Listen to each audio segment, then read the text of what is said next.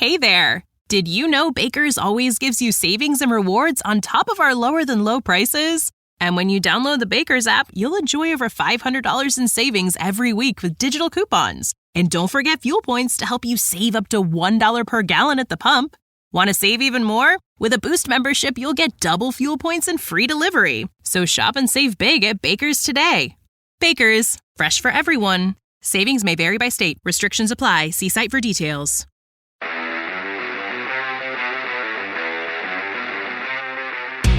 You're listening to the Roaring Repeater podcast on 7220sports.com. Here's Cody. Welcome into the Roaring Repeater podcast here on 7220sports.com. I'm your host, Cody Tucker, joined as always in studio by Jared Newland. Haven't been on for a couple of weeks, Jared, but we've let some news pile up finally. We finally have some stuff to talk about here. And, you know, the Cowboy football team gets a few verbal commitments over the last couple of weeks. Basketball team appears they found their new point guard. Obviously, the unfortunate death of Jim Brandenburg, one of the greatest basketball coaches in Wyoming history. And NIL. Wyoming finally is in on the NIL collective game. And but first, I want to start with what in the hell is San Diego State doing today? I don't even know if they know what they're doing today because they're in limbo. They are really out on an island right now because they send this letter telling the Mountain West Conference that they're going to leave. Their intentions to leave so they can save money. And then that invite to the Pac-10, Pac-12, whatever you want to call them now, didn't come. And now they want an extension for 30 days, and the Mountain West is playing hardball with them, and good for them. Nice to see, isn't it? It is. General Gloria, she's not messing around, but they had to have gotten a promise, right? San Diego State had to have gotten a promise to do something this stupid. One would think, because why would you mess with that amount of money, that amount of national exposure that's really negative right now? Mm-hmm. After really positive. And SMU's sitting back because they think they're the other team that's going to get the invite. They haven't done a thing yet. They're just sitting back waiting to see what happens with San Diego State. So, I mean, who's the smarter one out of those two right now? It's crazy. They had to have had a promise. I mean, you don't just do that. That's stuff you're going to lose your job over. I mean, you're talking about what, $17 million exit fee from the Mountain West, and it could possibly be bumped up all the way to 34? Yeah, and that's not just a sports information guy just putting a release out to put a release out. Yeah. That had to be vetted by the Board of Regents, the president, the chancellor, the AD, all the way. And then it came out yesterday that they were like, man, we should have put a watermark on this thing because we didn't want it to get out. This has been a PR nightmare for the Aztecs. Yeah, and coming off such a great basketball season, and there's just so much negativity towards that university right now because of this. Are they – I don't know if it's just the era I grew up in, Jared, but San Diego State never scared me as growing up a Wyoming fan. They seem to be lower than Wyoming, in my opinion, in a lot of ways. I mean, I remember the days when San Diego State basketball was an automatic win on the road every year. They were awful. Tony Gwynn was their best player of all time up until 10 years ago. Yeah, up until Fisher came in, and you know what they've done. It's incredible what they've done. But I think what people don't recognize too is, and they keep thinking San Diego State was just in the Final Four. That's great, but basketball does not drive the frickin' bus at all. They got a brand new football stadium they didn't sell out last year. They have not had. They've been okay in football. They've had their moments where they've been really good. They've been okay, but if you want to get down to it, since they joined they won one WAC title the whole time they were in the WAC. I was just looking at this the other day. They've won four titles total since they've been in the same conference with Wyoming. San Diego, as you know, is not really focused on the Aztecs. I'm sure they were during the NCAA tournament. During the Final Four, they probably weren't in the NCAA tournament until they got to the Final Four, though. I know it's San Diego and it's a bigger market, but the Pac-12 is getting ready to lose its two LA institutions and the second largest media market in the United States of America. What is the Pac-12 even going to be worth? I mean, I just don't. When you lose those programs, I don't know about you, Jared, but I'd rather have a prostate exam from Shaq than watch Cal play anyone. or watch Stanford play anyone. What kind of juice does that conference even have, and what are they thinking? Well, and you think there's been so many reports out there, the next two that would go to the Big Ten would be Oregon and Washington. Then they're toast. Well, I don't see either state legislatures allowing that to happen. The governors aren't going to allow that to happen. They're not going to split Washington State up. Those are state universities. Right. They're not going to split those up. Phil Knight's not going to allow Oregon and Oregon State to break up. Yeah. Oregon State, even though he went to Oregon State is still very dear to him. He has donated a ton of money to Oregon State as well. He's ruined their uniforms too. Yeah, and they're a Nike school as well. Yeah. And Beaverton's closer to Corvallis, I believe, than it is to Eugene. Yeah, I think you're right. I just don't see that scenario going down. Why would San Diego State want to plant their flag with something that's on such shaky ground in the first place? They don't even have a media deal yet. They're going to be on some streaming service that nobody's going to watch. Most of the country's asleep by the time any of these bore fests even take place. So if you're not gambling, who the hell's even watching that crap in the first place? Without the LA markets, I'd watch USC. But that media deal, no matter what it is still going to be more than what they're getting from the Mountain West. Yeah, it will be. But how long? How long is that going to last? Because if they fold, or Oregon and Washington, like you said, or Arizona State, Utah, Colorado go to the Big 12. Well, with all the layoffs that ESPN has been doing again just recently, they just opened up some more money. Yeah, or it's a good point that they don't have money. Yeah. So, yeah, that's a fantastic point. I didn't even correlate those two things. But I don't know. It just seems like the Pac-12 is, and I know I'm biased. I think the Pac-12 is, I think that's garbage. I hate it. I don't know how you feel about it. I cannot watch.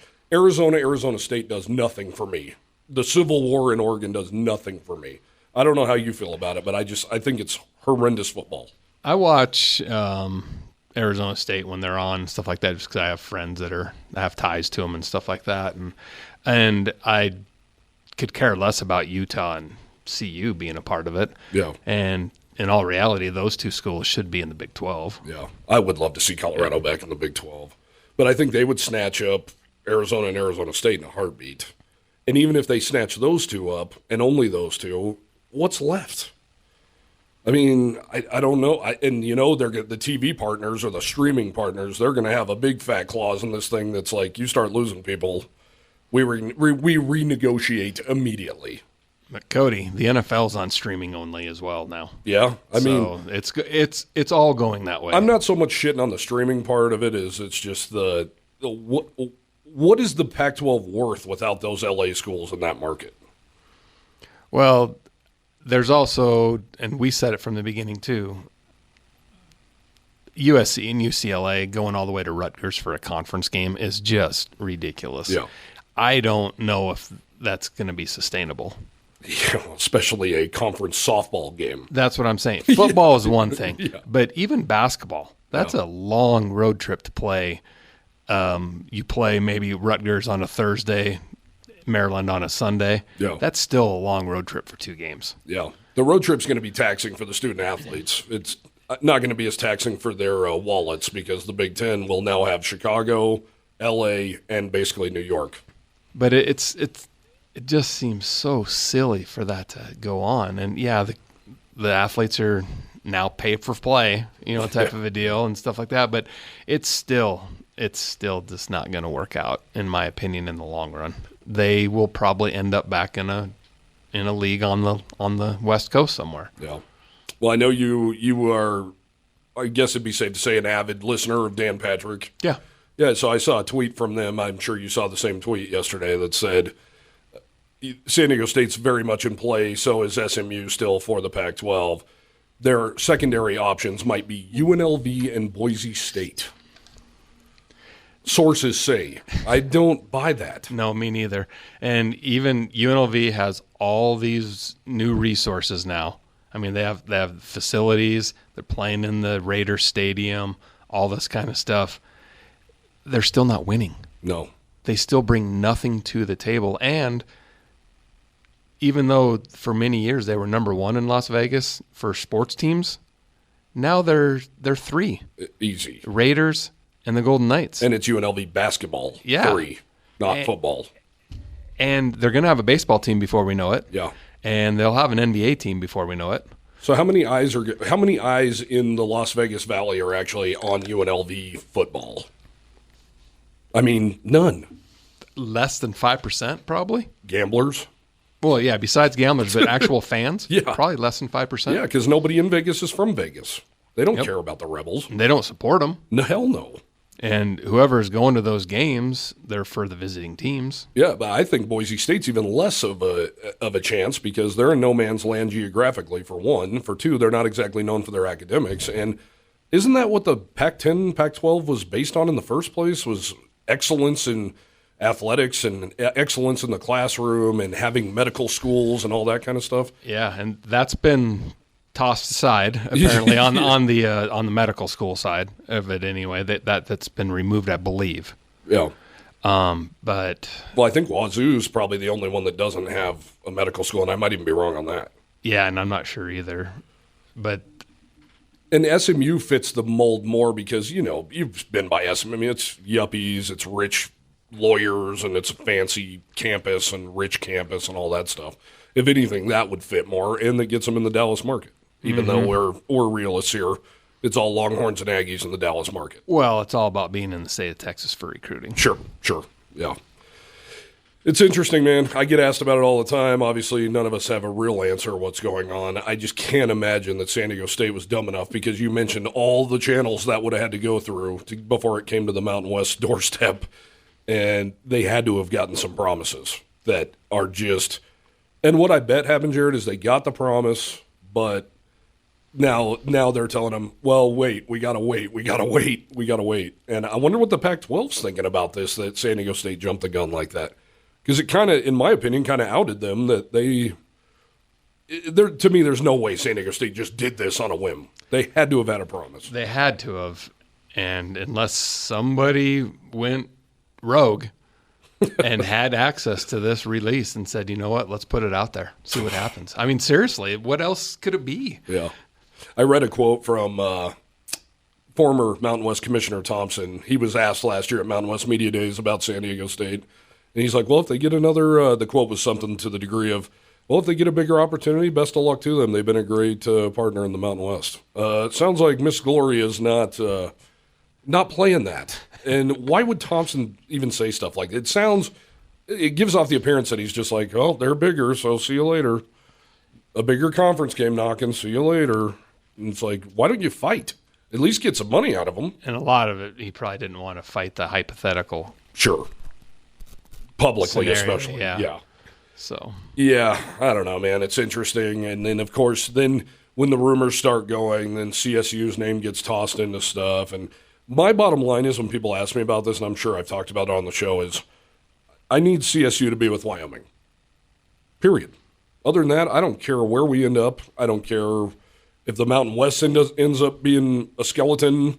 As long as we're with CSU, no matter what conference we're in, that's what I care about. And I don't know how others feel about that, but that's where I'm coming from. Or if they do jump to a different conference, there has to be a 50-year agreement signed that they're going to play in every sport for 50 years. Yeah. Yeah, I mean, that would be the only thing that would make me feel any kind of better. Here's the other thing that keeps coming up, and I'd love to hear your feelings on it because I definitely have mine. People go, well, if the Mountain West loses San Diego State, who are they going to add? You don't need to add anyone, in my opinion, for starters. And you certainly don't downgrade just to add another team and add another mouth to feed. And I keep hearing, what about Montana and Montana State? That's a big absolute hell no for me. I don't know how you feel about it, but it's a gigantic hell no. Yeah, and it's the same with North Dakota State as a possibility and all this kind of stuff. And no. Why do we want to feed another few mouths and why do you want to give them a handout? Yep. Because it's a regional thing? Obviously, regional things are toast. And by the way, from where we're at in Cheyenne, Albuquerque's closer than Bozeman. Albuquerque's closer than Missoula. Vegas might even be closer than those places. Definitely Fargo. Yeah. I mean, Tom Berman has talked to me about it numerous times. You're not going to hand stuff. We're not in the business of helping people out here and saying, hey, come on, so we can just add a couple of teams. I keep hearing UTEP. I loved when Wyoming used to play UTEP in the WAC. Mm-hmm.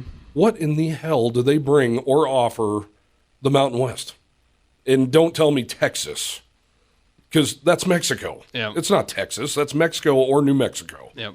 It's just not. Yeah, when's the last time you've seen a football player playing in Laramie from El Paso? Never. Yeah. Never. And the ones in West Texas where there is really good high school football, Texas Tech. Yep. So.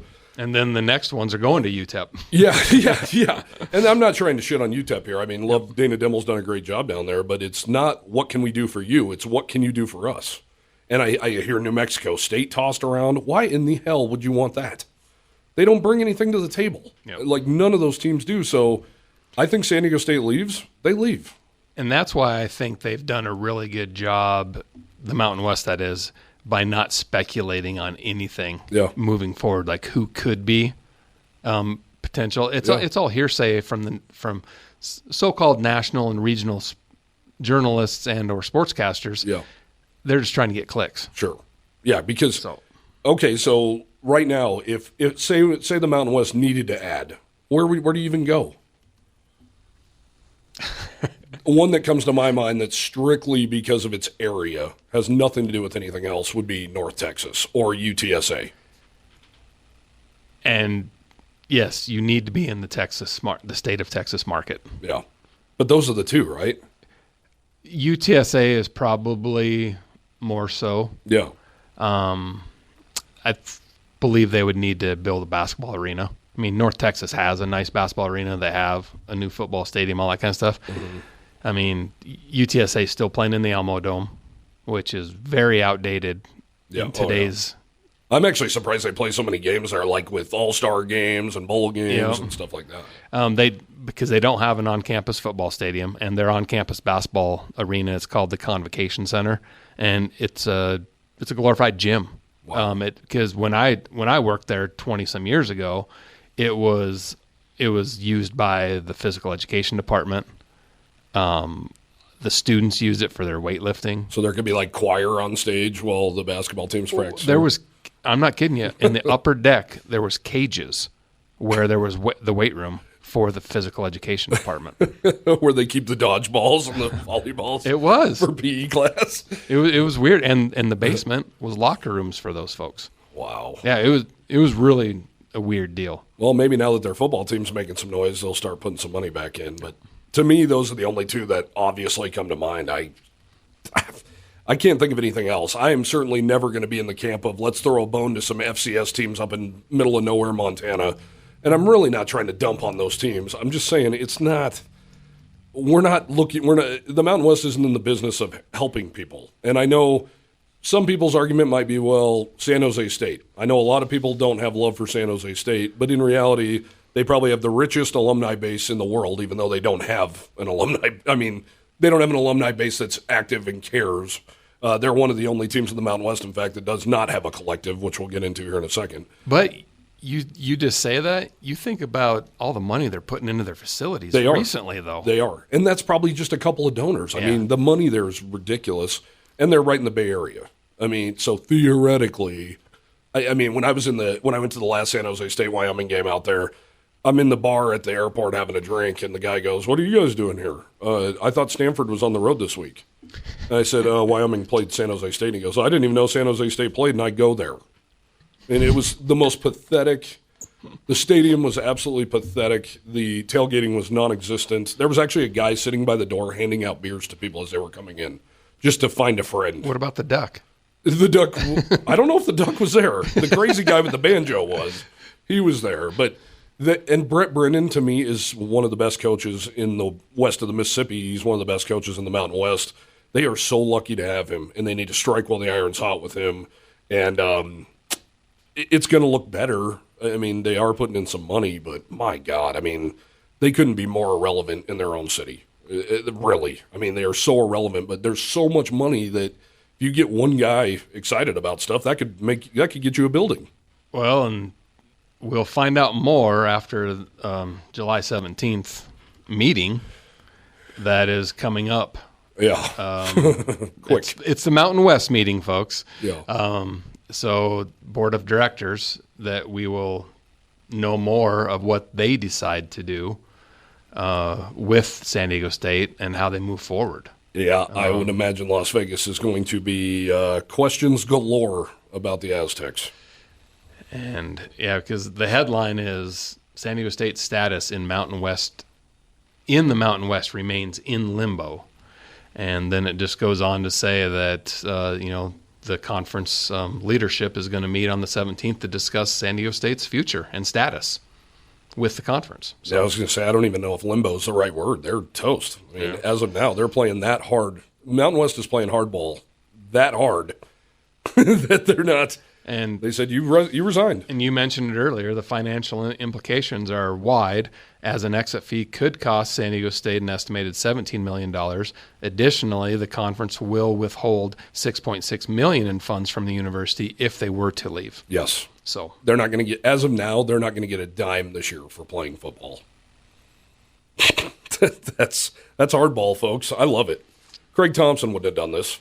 I don't think he would have either, but Gloria is not the only one that makes this decision. She has a lot of influence, obviously, but there's a lot of new presidents, a couple new ADs. They all have this say-so and influence on Gloria and what she does. Isn't that kind of scary, though, when, we met Wyoming's president, Seidel. He doesn't know what a football looks like. I mean, let's be real. A lot of the influence that these presidents are on the leadership committee, they meet with the ADs before they go to these meetings. Okay. And, yeah, it's not just them. I was going to say, that's winging it when they get there. That's a terrifying thought. Yeah. I mean, and it's not just Wyoming's president. Yeah. It's probably every all president. Of them. Yeah. Although Boise State's president did go to Wyoming, and she is at every single Boise State event, and I think she actually has a clue what the hell's going on. But they're still more focused on academics, yes, which they should be. Yes. But they also know what drives the train, and that is college football and college athletics in a whole.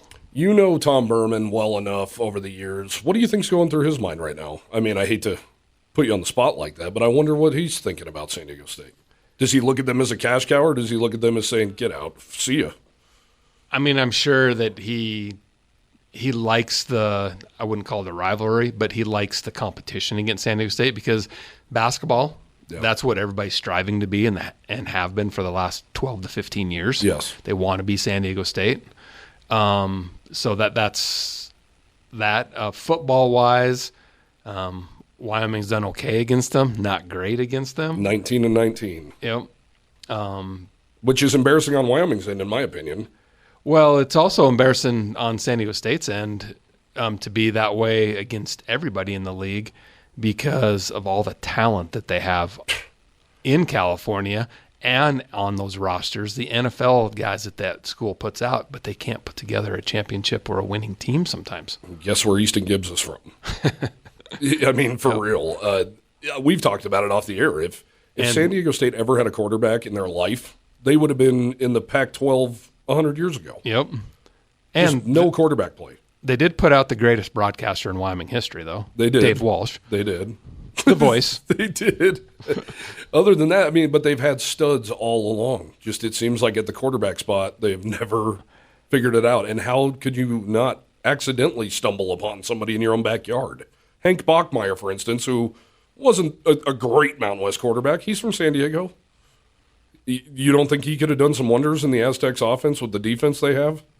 Well, and what about the tight ends that they've had? Oh, the running backs that they've had? Yeah, it's just that list goes on. And the old linemen. Yeah, Kyle Turley. They've had some dudes. Kyle Turley was born in Provo, Utah, and he went to San Diego State.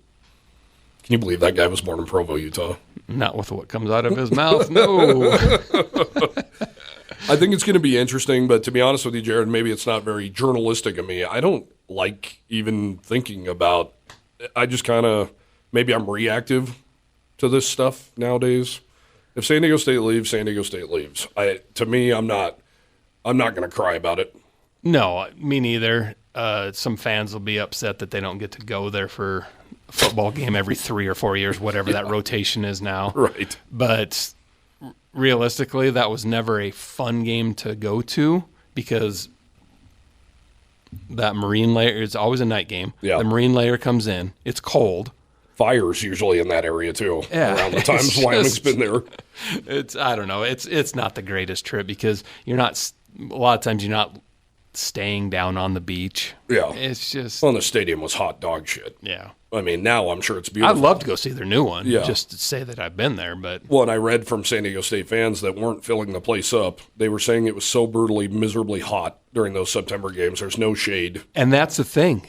All of a sudden, they were doing day games. Day games, yeah. And they don't have like, I don't want to, type. canopy. I don't want to call them roofs, but Yeah. they don't have overlays Right. that actually gave anybody shade. Yeah.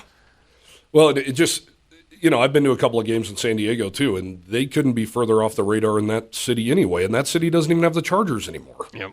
And they're just not relevant at all. You walk downtown in the gas lamp district, whatever it's called.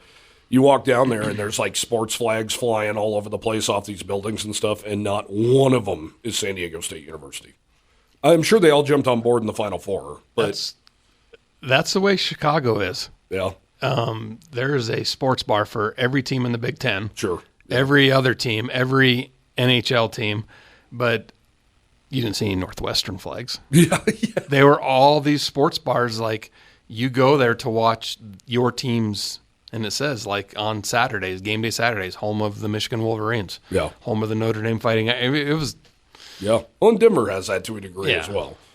But yeah, San Diego State and I haven't looked up the numbers, but I wouldn't be surprised if their basketball team averaged more fans than their football team did this year. Probably 19,000 for basketball.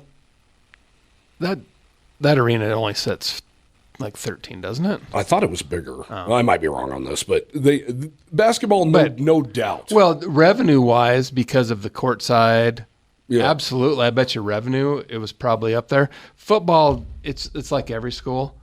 They announced the sold tickets, so if they're saying there was 34,000 there was probably 15 actual, but then they factor in all those season tickets that were sold that nobody uses. A lot of those donors do buy the tickets. They just don't get them into people's hands to use them, or nobody wants to use them. Yeah, probably the latter. Yeah.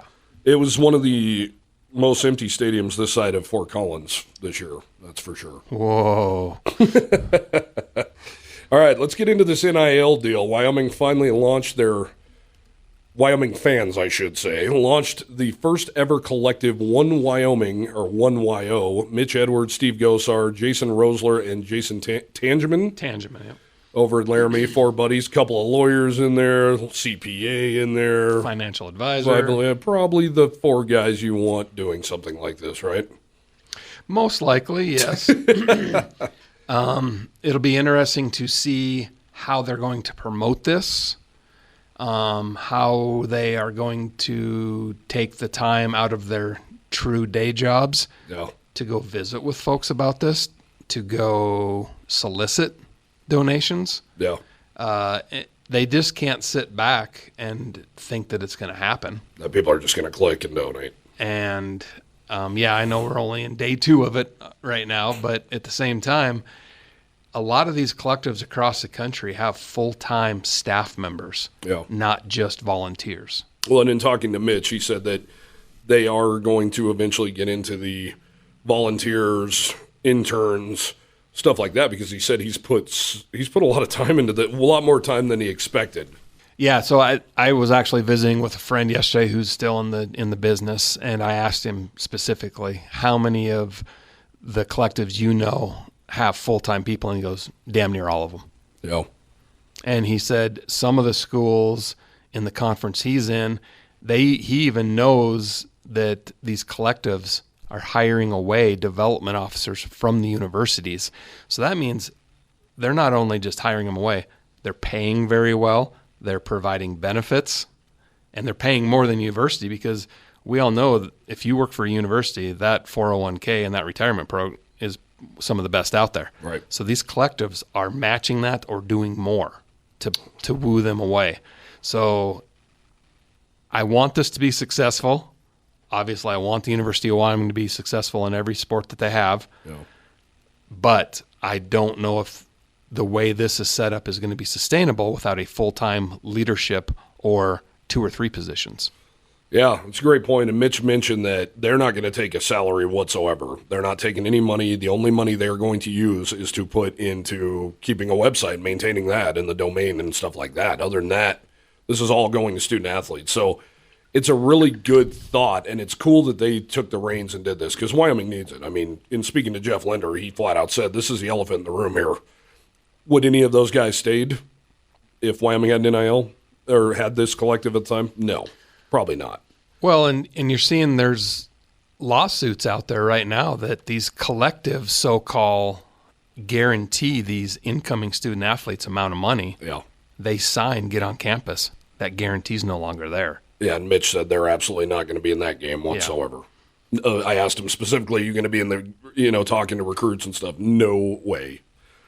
But the coaches are going to be in their ears 24/7. How much do you have to give me? Right. And it's going to wear them out to where I don't see how they're going to be able to do this and their day jobs. There's no way. Man. Yeah, it's an interesting proposition. I know, too, the unique position that Wyoming is in is there's already the foundation, the Cowboy Joe Club, renovations. Those people all have their hands out, and it's such a limited pool of people. And I saw a guy comment yesterday on social and say, so should I cut my Cowboy Joe in half and give half to this and half to Cowboy Joe? That can't be good news to the ears of Cowboy Joe Club guys. No, and there are some universities out. So this is supposed to be, these collectives have nothing to do with the university or the athletics department. Private incorporation, allegedly. Quote, unquote. But there are universities out there, and one specifically that has been named is Texas, that they are providing priority points on the donation side to give these donors priority points back to their account. For parking and seats. And that is totally against the new rules. Yes. Or the rules.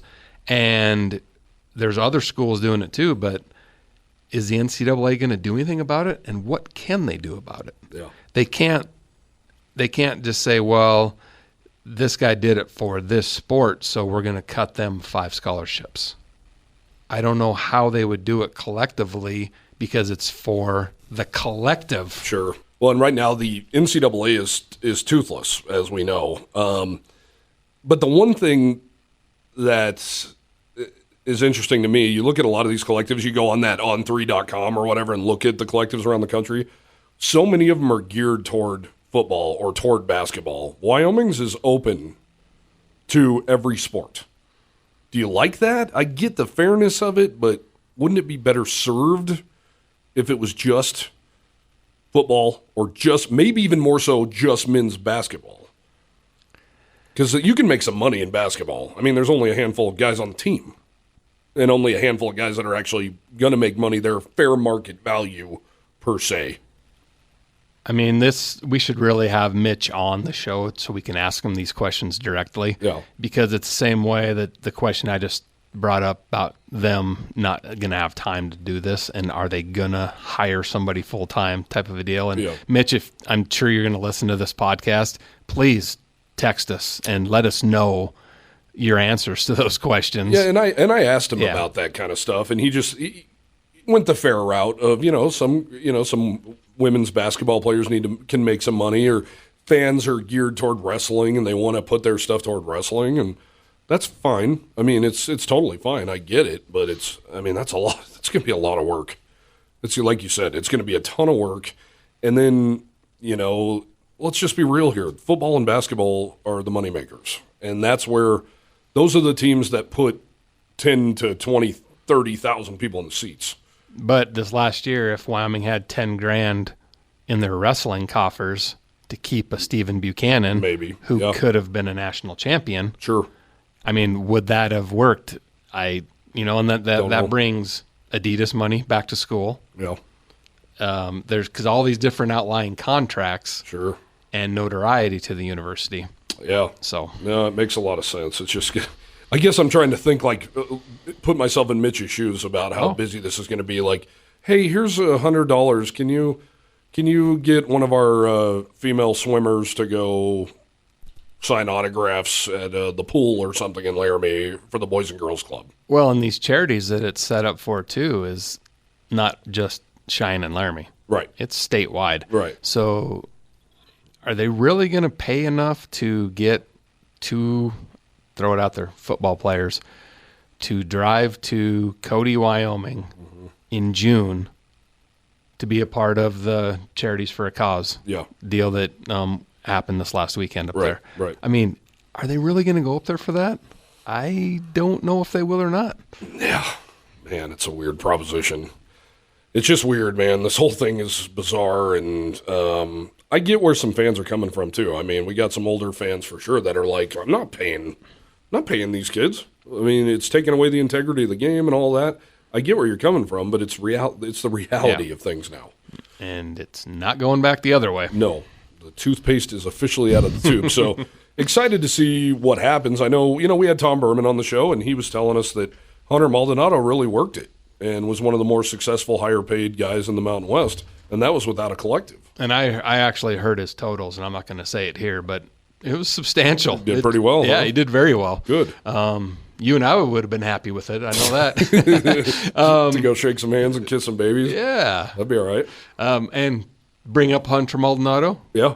Good luck to him the rest of the way in the summer league in the NBA. He's playing for the Oklahoma City Thunder. He's got a couple games under his belt so far and played really well in one and okay in the other one, but he's getting PT. Yeah, you see a lot of those DNPs did not play on those rosters, but he's getting playing time. Yeah, it's nice to see, man. I talked to him the night before he went to Oklahoma. He didn't have time to do an interview, but a guy like that, all he wants is a chance, and he's going to go there and go to work and see what happens. Yeah. So I know 3-point shooting was an emphasis that he was hoping to work on during the season, and I think if the season would have gone the way we all expected it to go, he probably would have taken a hell of a lot more threes and been in the position to do that. Just the way things went, he really didn't have a lot of chances. Graham Ike was supposed to step back and take a lot of threes last year as well. So we all know how that went. But in game one, I believe he was 2 of 3 from 3. I think he hit 1, but he was 2 of 3 from the field. Okay. He had 6 points, 13 minutes. Hustle plays, Here stuff we're used to seeing. Talking out the side of my mouth again. Let's look this up just a second. They did win their first game. Yep. They lost their second game. He was 2 of 3 from the field, 1 of 1 from 3-point range, 5 rebounds, 2 assists, and 2 fouls. In the second game, he was in foul trouble. He had 5 fouls, so I don't know who he was trying to guard for the other team, but obviously he was a lot quicker. Just to touch on it real quick because we haven't been on in a while. Unfortunately, the death of Jim Brandenburg was announced last week.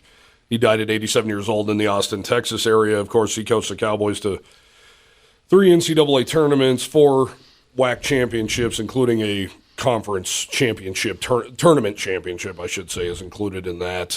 Brought in guys like Finis Dembo and Eric Lechner and all those guys and all the names we still talk about to this day. 4 NBA guys, I believe, during that time, or was it 5? Charles Bradley, Bill Garnett, yeah, Finis and Eric. Yep.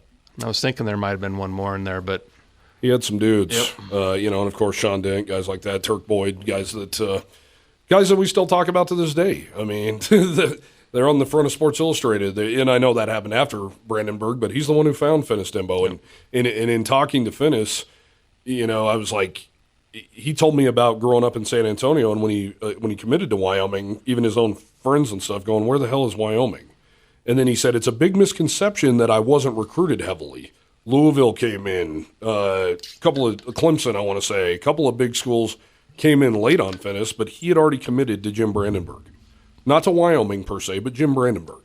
So he stuck to his commitment, and he went. And that's the kind of sway that this guy had. And I was only fortunate to talk to Jim one time on the phone, and it was for that Finis Dembo story back in 2019. And I'll never forget the funniest thing he said. He was just a great, compassionate coach and all that, and said great stuff about Finis. Also said he was worried about Finis because of what happened, in his personal life with killing the home invader and things of that nature. He was worried about his mental well-being and things like that. But then he goes, can we shift the focus a little bit to this current Wyoming team? He's like, I could go find 5 morons playing on a court here in downtown Austin that could beat this team. So he also was quick. He paid a lot of attention to the Cowboys. He always did. I think, if you read between the lines, it was probably a pretty big regret in his life to go to San Diego State and leave the guys behind that he had at Wyoming after making that Sweet 16 run. It sounds to me like it was a contract dispute. This guy was here for the building of the AA. He was very big part of planning the Arena Auditorium. That's why he's having a memorial service there on July 15th.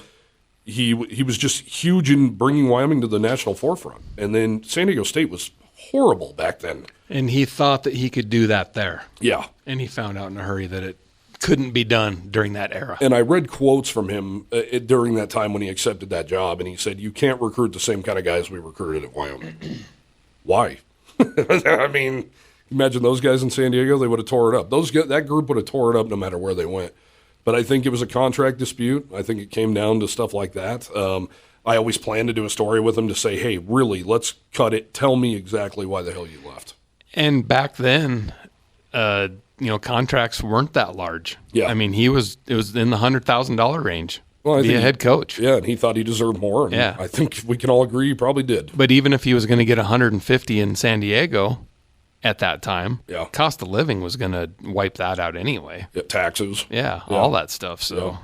And San Diego State was terrible. I mean, they really were. They were truly terrible. I don't even think he finished 500 one year coaching there, and I think he was there for 4 years.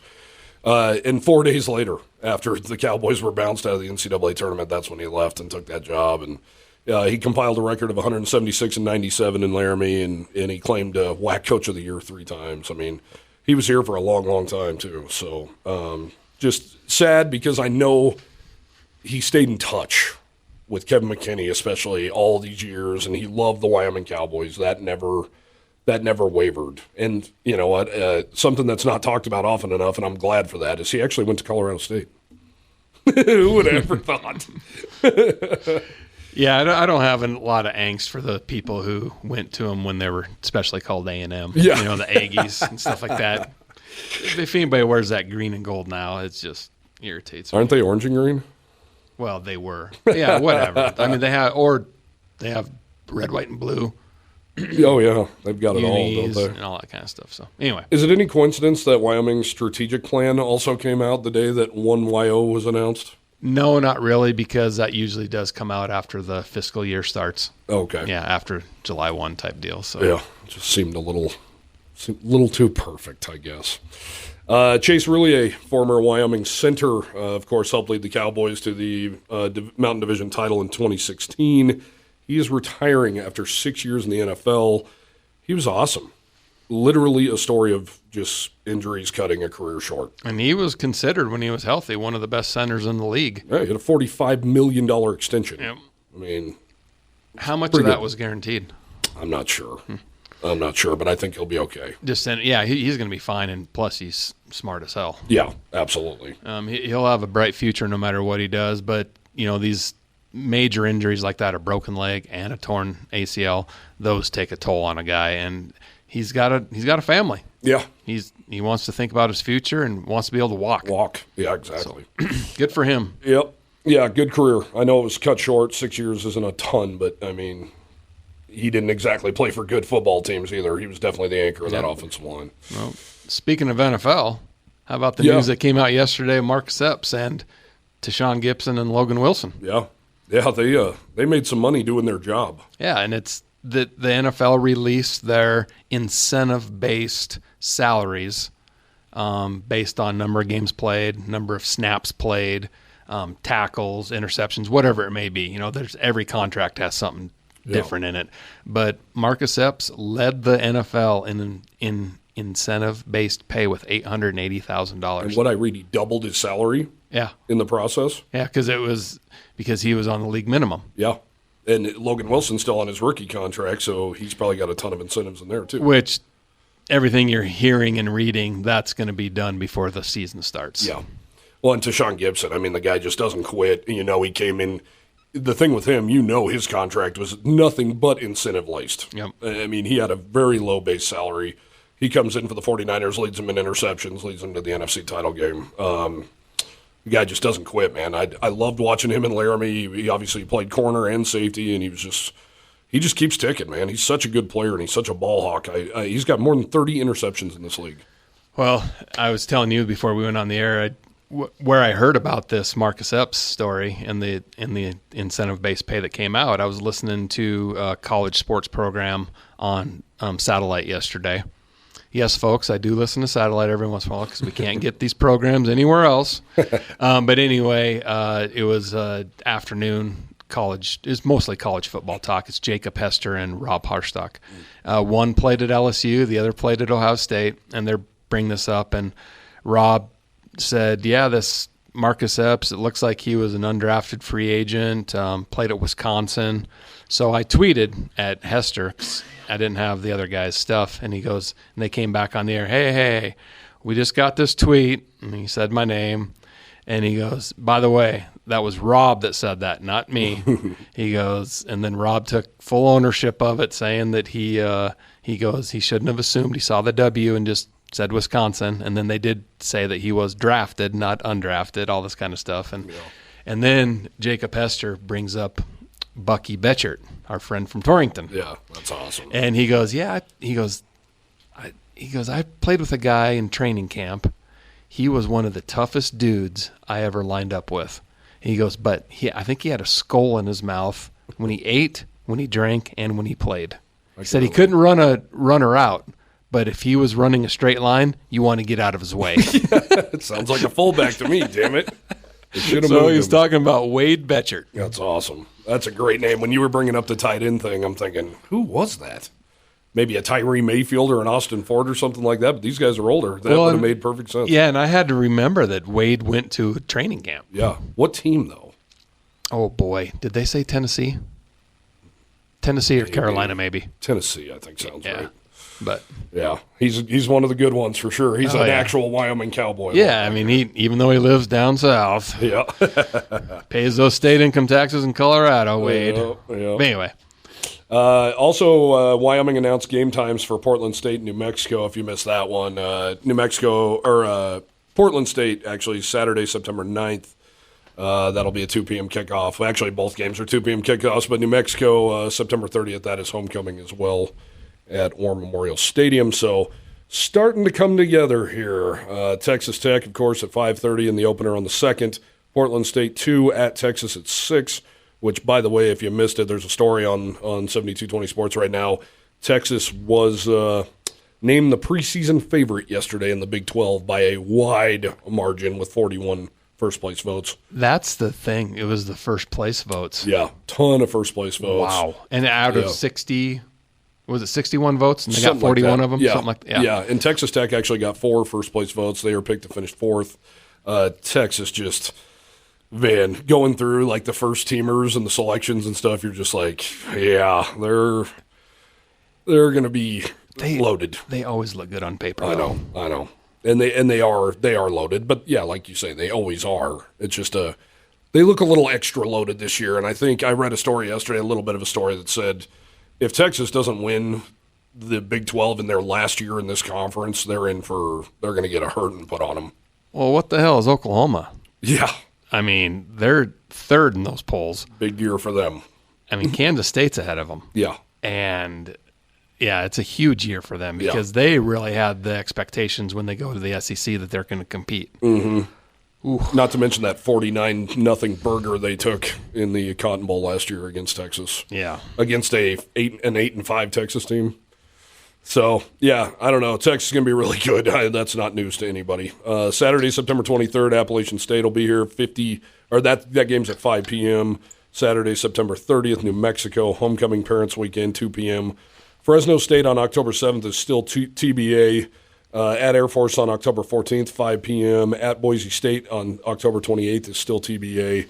CSU in Laramie on a Friday night, November 3rd. That's a 6 p.m. game. Friday, November 10th at UNLV. That's an 8:45 p.m. game.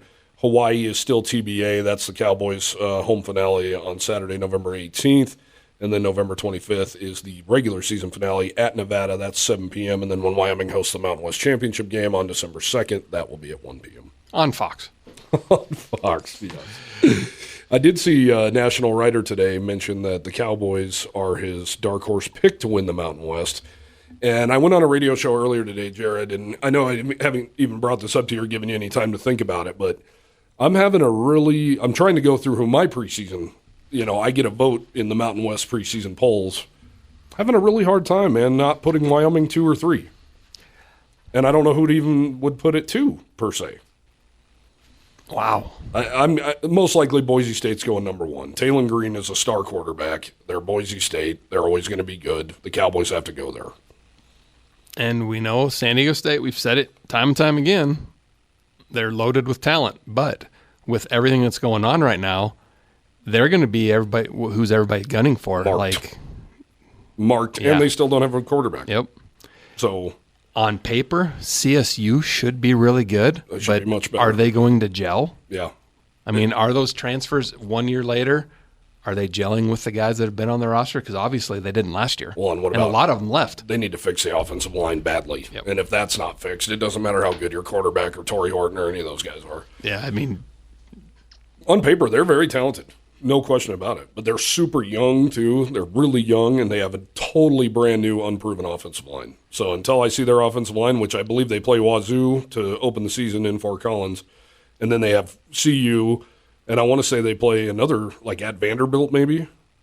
Or no, they already did that, I think. I can't remember. I think they have another Power 5 team. They play at Middle Tennessee State. I know that. Which they waxed them last year in Fort Collins. Exactly. So we're going to see early on what they look like, that's for sure. But Fresno State, I mean, Jake Haener was special. He was a really special quarterback, and they had a great running game. They had great receivers. Yeah, they lost some other guys, too. It wasn't just QB. Yeah, they lost some dudes. But when you lose Jake Haener, you saw what the Bulldogs looked like last year without Jake Haener for, 4 weeks? They looked pretty damn bad. Fresno State does play in Laramie, so that does help as well. So, yeah, man, your original question, that's tough. I think San Jose State's one that kind of comes to mind because Chavin Cordero's coming back for his 18th year, and, they're pretty salty. Other than that, people are kind of saying, a lot of people saying UNLV is a dark horse. I have no idea where the hell that's coming from, but they do have obviously better coaching. But is that talent that they have? Because they lost some guys too. Yeah. That not all those guys that were there a year ago, that they played okay at times. Okay, yeah. Yeah. But they're not all there anymore. No. So, yeah, I don't know. I would think the ceiling for a UNLV team would be bowl eligibility. 6-6. And I would say that's probably, I don't know, CSU's the big one. That's a huge toss-up for me. I think anywhere from 8 wins to 4 wins. I don't know. I mean, I think it's a huge gap. And then Air Force is Air Force, and they do their thing, but they lost their quarterback and the leading rusher in the country. And you start looking at the national magazines like that. Some people are predicting them 9-3, 8-4. I don't see it personally. Yeah.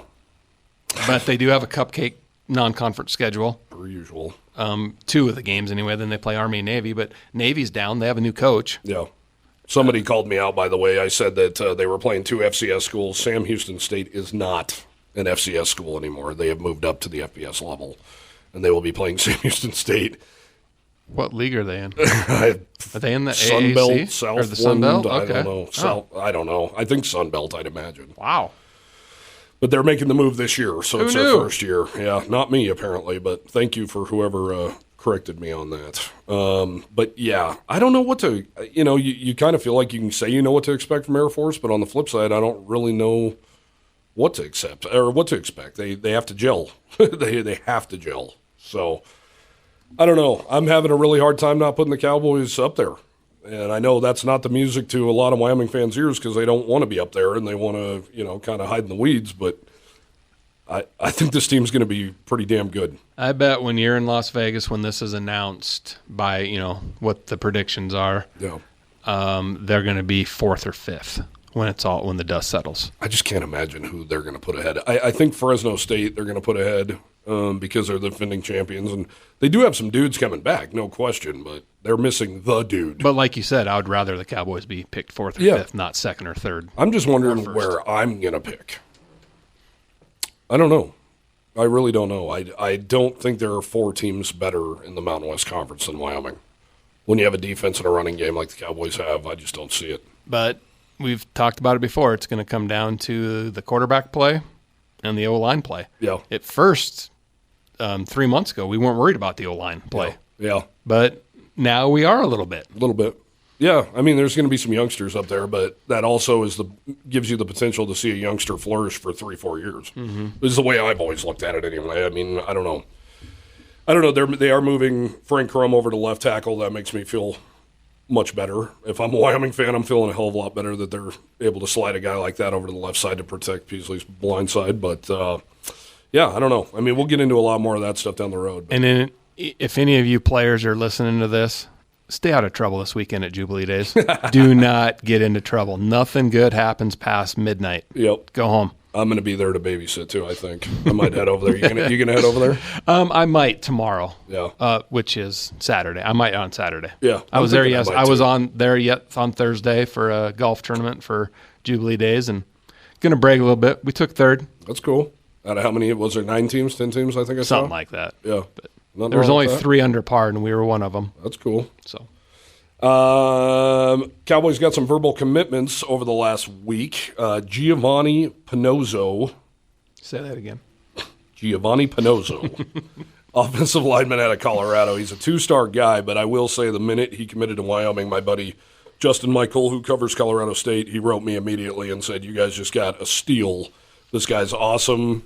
And the Rams really want him. They really, really wanted him, and they were on him hard. So, big win down in Colorado. And you read into that, that shows to me that Brian Hendricks went down and filled in for Marty English and isn't skipping a beat so far.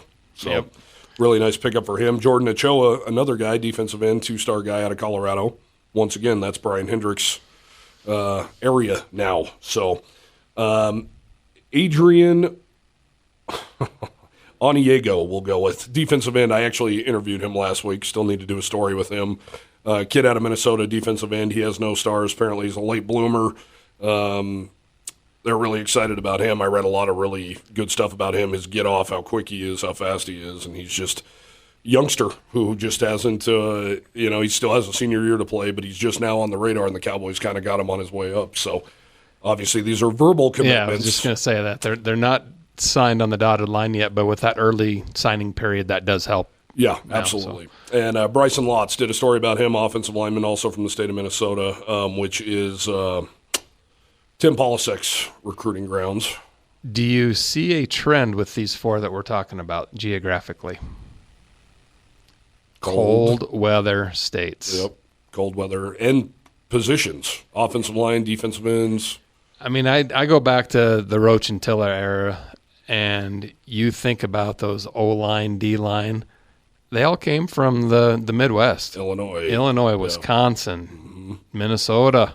Yep, still are. And that's the beauty. You kind of find those dudes in those areas, and then you find some of your speed guys in other areas. And and they would get North Dakota and South Dakota guys. Mm-hmm. And it's a little different now with how good North Dakota State, South Dakota State are these days. Yeah. A lot of those kids will stay home and play. Yeah. It's a little bit different, but at the same time, you're going into those Minnesota territories, and there's already a lot of guys on the Wyoming roster from those states anyway. Well, and think about how there's a shitload of schools in the Midwest. Yep. In every division. I mean, so to go out there and get some steals, and obviously the Cowboys have had some Adam Goldberg out of Minnesota, Marcus Harris obviously out of there recently. Ryan Ullman played there. Yeah, Chase Roulier from Minnesota. Eric Aboje, guys like that. So they're doing work up there for sure, and then they're kind of getting their skill guys. Looks like the quarterbacks come from California. The skill guys come from Texas. So do you put much weight into this, Jared? I kind of do in my own head where it's like I'm really interested to see what other teams were recruiting these guys. And then it's like sometimes I'm like, oh, God, they're battling it out with South Dakota to get this guy? Sometimes, but Bowl says it, Berman says it, we all know it. Wyoming's a developmental program. Yeah. If they know that they can get a guy that's not being heavily recruited, but they have in their back of their mind, they know that they can develop this guy into something and be a good player, I'm fine with it. Yeah, no doubt. Bring these guys on. And who are we to question Craig Bull's recruiting. Yeah. I mean, really, he's done a fantastic job since he's been here. He doesn't question us on this podcast. Well, he would if we had him on, but on how we do it. I'm sure he listens every week. Oh, absolutely. He's probably got that app number one on his top left of his main screen. Right. Yep. He probably does, actually. Ask him about that in Vegas, would you? Oh, he already tells me. I don't read any of your crap. Well, I don't read any. Say, hey, Craig, can I see your phone? And if he doesn't have it downloaded, say, we need your download. Let me see your phone. Can you imagine? Craig, let me see your phone. Who's the most famous guy you have in your phone? I won't go to your photos, I promise. Looks like Jeff Linder landed maybe his next point guard. And can you guys start recruiting dudes where their names are easy, please? This guy's name is Jacob Theodosio, and he is from Canada, just outside of Toronto, about 100 miles. So, or Tim and Nick, which I'm sure you guys listen to us every week too. Put phonetics in the press release. Oh, that's what those things are called? I actually try and do that sometimes. With this guy, I'm like, dude, I have no idea where to even begin on this last name. Like, you French? He's like, no, I'm actually Greek. That's hard to believe that's the second Canadian ever at Wyoming. That's really weird for basketball. You know what else that leads me to? A great thing that Mitch Edwards, the guy who's obviously started 1YO with his buddies, that's an interesting question, and that's where it's beautiful having the lawyers doing this thing. These guys they're here on a school visa. They can't work. So they can't technically make money, even NIL stuff. So that's kind of interesting. I found that kind of interesting. They're going to have to find some stuff for them to do what I believe Mitch was saying in their home country. Which, how is that going to benefit the University of Wyoming, and who's going to give some kid money to go do stuff in his hometown in Canada? Yeah, that's interesting. I never thought about that, though, that guy's from out of the country. I wouldn't have thought of that either. Yeah, they're only here on student visas. Yeah, and then you think about all the European basketball players. And tennis team and all those. Yeah, we talked about that, and he's like, we're trying to figure out some stuff on that end, too. But anyway, Jacob Theodosio, he ranks as the 20th best point guard in the nation in the 2024 class. He also, because he went to prep school in Ohio and left Canada, he said he went to 9th grade twice, so he already has double the high school credits. So he was able to reclassify, and now he is going to make his way to the University of Wyoming this August and play this year. And he flat out told me the reason he wanted to come here mainly is Jeff Linder's telling him, hey, I need a true point guard. And he hasn't had one since Marcus Williams. Does that leave 2 scholarships now open? Yeah, I haven't done the count in a minute, but yeah, I believe so. I think that's right. And Jeff said he probably won't sign 13. Yeah, he doesn't need to. And I brought that up to somebody the other day. I said you're probably going to see this trend to where they're not going to be signing 13 scholarships anymore because you're only playing 7 or 8 or maybe 9 guys. And then you're going to lose even more guys to the transfer portal because guys in basketball don't come to sit anymore. And you don't want to give a guy a scholarship just to be a practice player. Right. You can go get walk-ons to be practice players. Yes. Yeah. No, I wouldn't blame him a bit if he didn't fill these. Not at all. Jeff Linder did have this to say about Theodosio. Jacob is an elite passing guard who possesses a terrific IQ and a feel for the game. He comes to us after playing with the Canadian national team at one of the top high school programs in the country. During his time at Western Reserve Academy, he was coached at a high level by Pete Hutchins and Matt Garvey. We are thrilled to welcome Jacob to the Cowboy basketball family. He did tell me he plays at one of the most elite prep schools in the country, also plays that EYBL summer stuff for a Nike team that he said is the best in the country. Obviously playing for the Canadian national team. We talked a lot about basketball's popularity in Canada.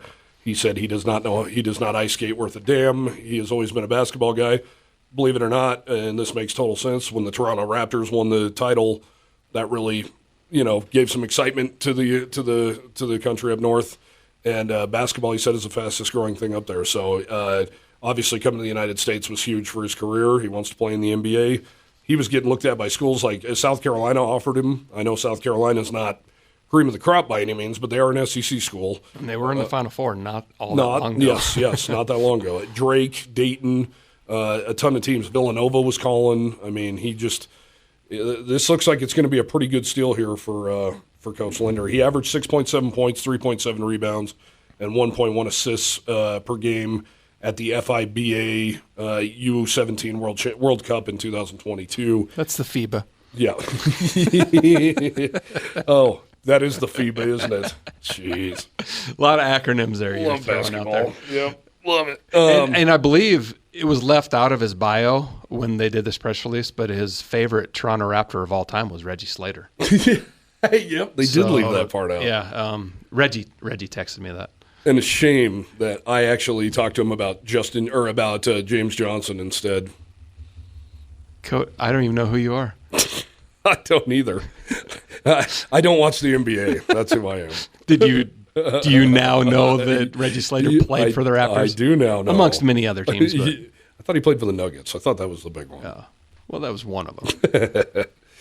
Definitely, guys, get over to 7220sports.com. A lot of stuff going on around all the Wyoming sports. Believe it or not, it's been actually a pretty busy June/early Your Throwback July. Thursdays are getting a lot of reads because people missed it the first time around that these stories were read. So those are great to bring back around. And the Who Wore It Best on the Cowboy football countdown. Yep. Getting a lot. I mean, some of the stuff's outdated because, they've moved on to other things. But that's not what it's about. It's about who wore that number. That's it. Yep, exactly. No, it's been fun to release some of these things because in 2019 we just came out of left field. I mean, in 72 we didn't like market or anything. So I think a lot of people have. It's amazing to see so many people go, "Oh my God, I can't believe I missed that." Yep. And it's really cool to see. So I'm glad so many people are doing it. And of course, summer's just really hard to get through. So it's nice to have just some content. I think about that as just a sports fan myself. Like, I just want some content to get me through. And Cody, this is the first time since I've seen you since we did our last one. Mm-hmm. And you were on a 10-day vacation. Yeah. 8. But I wish it was 10. 30 days. Gallivanting all over the South. Yep. Never heard from you, never saw you, so you must have been having a good time. Yeah. What the hell did you do? No, it was nice, man. Just a lot of Texas. Went right to Fort Worth, hung out in the stockyards, which is, as you know, it's great, man. The white elephant's one of my favorite And bars. we couldn't get in there once again because it was just packed to the gills. You got to go during the day. Yeah, we didn't get there till It's the best day drinking place around. Yeah. We went to the Cowboy Channel bar. Uh-huh. Did you? Right by the Elephant. Yep. Yeah. Went there, went everywhere, man. And then, Austin did the 6th Street thing. It was like 117 degrees. It was like the hottest Texas day is the ever. hottest place on the planet right now. It was so hot. But went there, did that, and then Galveston, and went over to New Orleans, and a lot of Bourbon Street. And then what was cool, though, is went by some college campuses.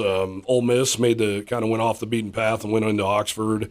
Fayetteville, Arkansas. Went and saw the University of Arkansas. That was really cool. Big soup. Yeah, it was cool. That's a really cool town. Been there once, yeah. And then went through Lafayette, which the Cowboys were supposed to play at Louisiana Lafayette a couple years ago during COVID. And Did you go to Hooters in Fayetteville to see John Daly and his son? No. Oh. I didn't. We just walked downtown.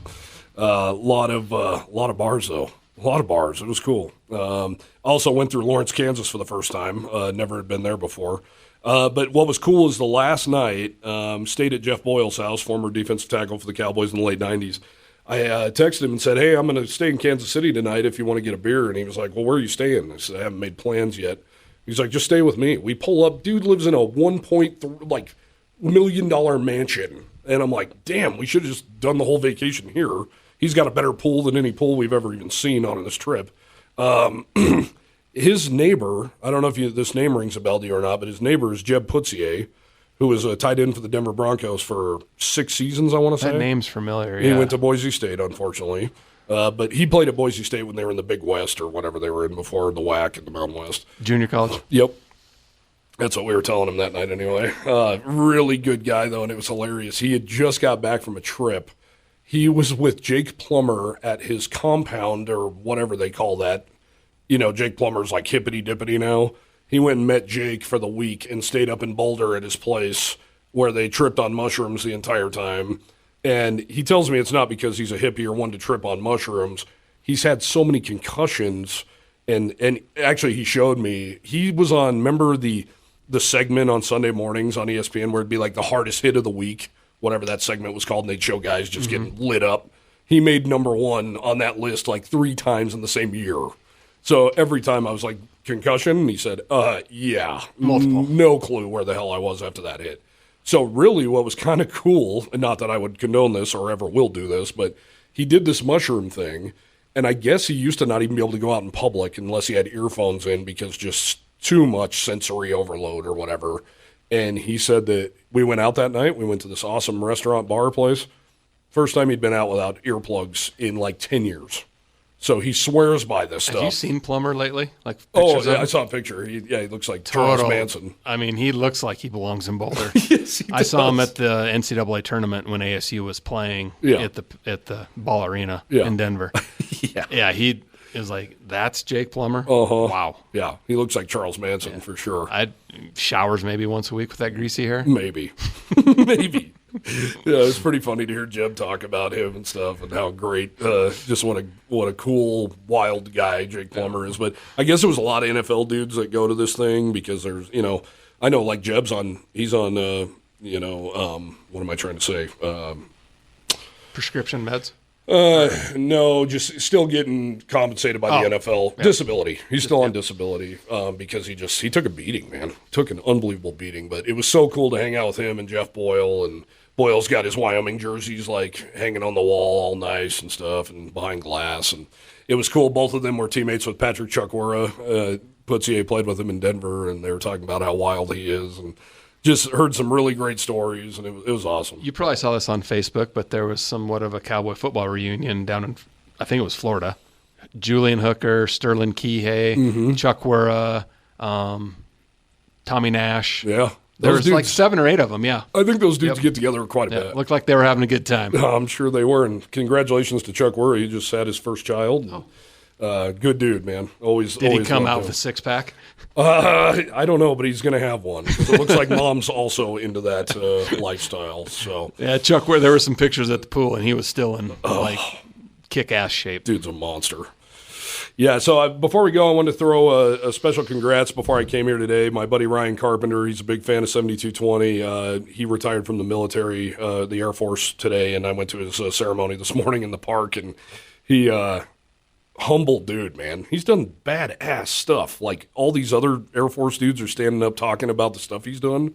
He's like been in command of like all these dudes going overseas, and he's in charge of all kinds of stuff. You'd never know that just talking to the guy. So, well, when you said you were going to a retirement party for a buddy, I was like, who in the hell do you know that's retiring? You're not even 40. I know. And why the hell is it at 9:30 in the morning? I was like, there's no beer. What is this? Yeah. But really good guy, really humble. He's obviously a badass who just keeps it to himself. So congratulations on a great career. He married my friend Katie, and really happy for him. It was really cool to see that kind of stuff and all the pageantry that comes with the military stuff, because I don't come from a military family, and I've never seen any of that stuff. And honestly, that thing might as well have been in Spanish. Echo this, Charlie that. I don't understand any of that stuff. So Bravo, yeah. I heard a lot of that too. So it was cool, though. But next week, probably a couple weeks, we have Mountain West Media Days in Las Vegas, so I'll be there for a couple of days. Easton Gibbs and Andrew Peasley will represent Wyoming, be there with Craig Bull. So definitely going to get a lot of news out of that. I assume a ton of it is going to circulate around the San Diego State Athletics. I was just going to mention, too, that single game tickets for Cowboy football is on sale now, and so are away game tickets. If you're planning on going to any away games. July 12th, it'll be on sale to the general public. If you're Cowboy Joe or you're a season ticket holder right now, they're available. I've had a lot of people ask me when those tickets, if you are one of those things, they're available right now. If not, Wednesday is your day. See if I missed anything else here. Mountain West and other conferences announced a officiating alliance. Boring. Natalie Baker was elevated to Cowgirl's assistant coach under Heather Ezell for the basketball team. Congratulations to her. Wyoming Athletics will host a field day also for anyone, any age, for free, July 14th in Laramie at the indoor practice facility. Burton promoted to assistant coach of Cowgirl soccer as well.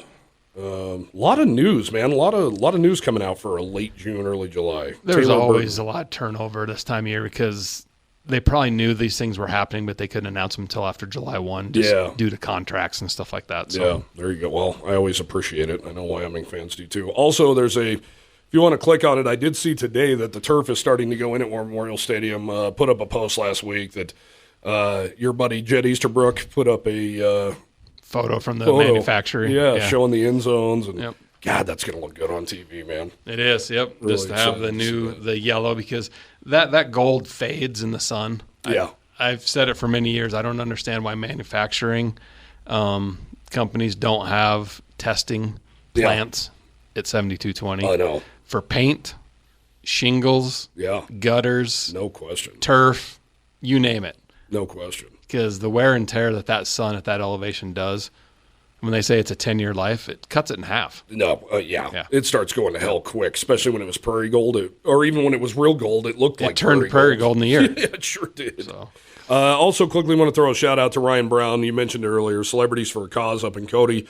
Unfortunately, wasn't able to make it this year, but Marcus Harris was there. Marcus Epps showed up. Of course, Marcus Epps, his girlfriend or wife, I think still girlfriend, is from Cody. So, and I'm sure you probably wouldn't want me to share this, but I don't care. Marcus also made a very generous donation to Ryan, which is just awesome. It's awesome to see that these guys are so involved. Next year, he's going to do this. Actually, he's still going to do one in Cody, but he's going to do the main one, I believe, in Cheyenne. So already been on Marcus Harris because I feel really bad. Really was looking forward to hanging out with him. I was in contact with him, too. I was up in the Black Hills during the 4th. I was hoping he was going to come through that way on his way home, and I would have saw him. It just didn't work out. I know. Mine didn't work out either. It sucks because that's such a great time. But he John Rocker, all those dudes, Rod Mike Woodson. Lansing, Rod Woodson, they were still. Yep. He just does such a great job for Cody. And when he told me that they were going to move it to Cheyenne, I'm thinking, oh my God. Town of Cody's going to be sad as hell that you're moving this. And he said, we're still going to do one here. And Ryan Brown is just one of the good guys in this world, and I'm really thankful that I met him. And I know Juan Soto hooked up with him this week up there too and got to know him, and just really good people. So excited for that in Cheyenne next year. I think it's going to be beneficial. People are going to be able to fly into Denver a hell of a lot easier than they are Billings or Cody or Casper or any of that. So I guess Rod Woodson had a hell of a time getting here. He lives in Las Vegas. He flew into Denver. They canceled his flight to Cody. So he got a rental car and drove through the night and held a camp. He got there at like 4 a.m. and started his camp at like 7 or 8 a.m. Wow, so, good on him. And NFL Hall of Famer. You think these guys a lot of those guys would have said, you know what, I'm sorry, I can't make it and go home. Yeah, or I'm going to party in Denver. Yep. Speaking of camps, Logan Wilson held a camp up at Natrona County High School this last week, and it looked like it was a great turnout. And there's a golf tournament going on this weekend for his good buddy Josh Anderson and the Play for Brooks Foundation. Mm-hmm. And I made a donation to that. Just good friends and good peeps. Yeah, absolutely. God, Logan definitely hasn't forgot where he's from. It's for sure, and he makes his off-season home in Casper. So just a great dude, man. Excited for him and his future and the checks he's about to cash because he deserves them. Yes. So. All right, guys. Well, I'm not sure when we're going to be on again. I don't know if next week. We can probably do next week, and then I'm going to Vegas. So we'll definitely have a lot of stuff from Mountain West Media Days. Maybe even do might even do the show from maybe from Vegas in a couple weeks, and maybe get Justin Michael from CSU and maybe some other guys from around the conference and come up with something. Folks, that's a hint that Cody doesn't want me on here. If you would just go to Vegas with me. No, that'd be good. That'd be a great show to have him and maybe even a couple other guys, Thorburn, whatever it may be, and throw them on there. And and then, of course, Frontier Days right after that. So, that reminds me. I was going to mention. Are you going to hook it up again where we have the VIP thing where we can get drunk at the rodeo for free and then go get drunker at the governor's mansion afterwards? I have no idea what you're talking about. That was fun as hell and totally unexpected. You were like, you want to go to the rodeo? I'm thinking, no, I went yesterday. I'm rodeoed out. I am telling you, though, that first weekend, it's going to be a bear on me. So we have friends coming to town for the Eric Church concert. I'm going to get in the car on Saturday and go to Deadwood for Cody Jinks. Oh, boy. He announced that he's coming to Deadwood, and I'm like, I'm not missing Cody Jinks in that small of a venue. Yeah, no doubt. It's going to be awesome. Yeah. And then come back Sunday for Zach Bryan. Yeah, and I put in with the boss for Whiskey Myers and then probably Five Finger Death Punch. I'm not a huge... That's a little soft for me in my metal taste. But good on the lead singer for making Cheyenne his home, and he opened a couple businesses. Yeah, for real. Really cool. He's going to be doing that opening, I think, on the 14th or 15th. Yeah, I think the 15th. Up. The sign's up at the one garage already. Yeah, I might swing over there and check that out for sure. I'm glad to see that Frontier Day's got some heavy metal. You guys should compare on how many tattoos each of you have and see who wins. I think he's got me beat. He has one on his cheek. So And his neck. Yep. And his head. I better get on it, man. If only I had money. I need to find a new best friend who's a tattoo artist who just wants to, do stuff for me. Just don't go above the neckline. Yeah. I don't know. I'll probably save that for when I go to prison. All right, guys. We'll see you next week.